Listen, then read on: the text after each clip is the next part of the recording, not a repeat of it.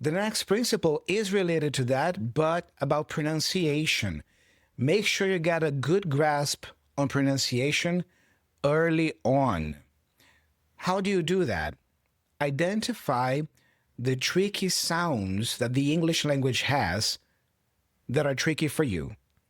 So, what sounds of the English language are particularly tricky for you specifically?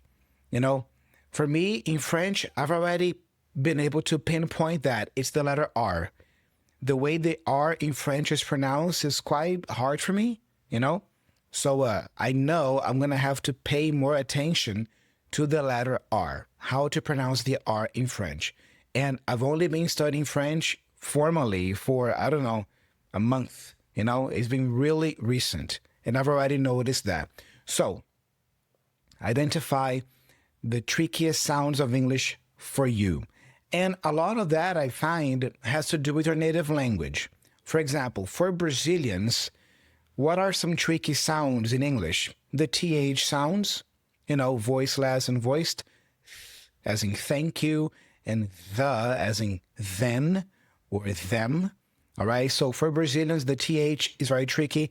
The letter L for Brazilians is also tricky. The O, you know, going with the tongue like this, O, like Brazil and people.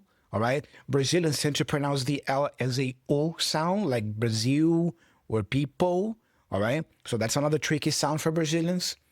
And also the letter I in certain words like big, the Brazilian learner would typically say big or seeks, but it's not big nor seeks. It's big and six. You see this sound. So make sure you identify that by yourself, or if you have a teacher to help you, ask your teacher to maybe pinpoint tricky sounds in English for you. I've been dealing now with students from other countries more often, so I've noticed that for Spanish speakers, for example, the letters V and B can be confusing, can be tricky. I see many Spanish speakers, instead of saying video with a V sound, pronounce video with a B sound. So that is one sound that if you speak Spanish as your first language, you should pay attention to how to pronounce the V sound in English, the V, properly. For German speakers, it would be the W versus the V, for example. Instead of vine, saying wine. You see this W. The W in English is this W, not a V sound, right? So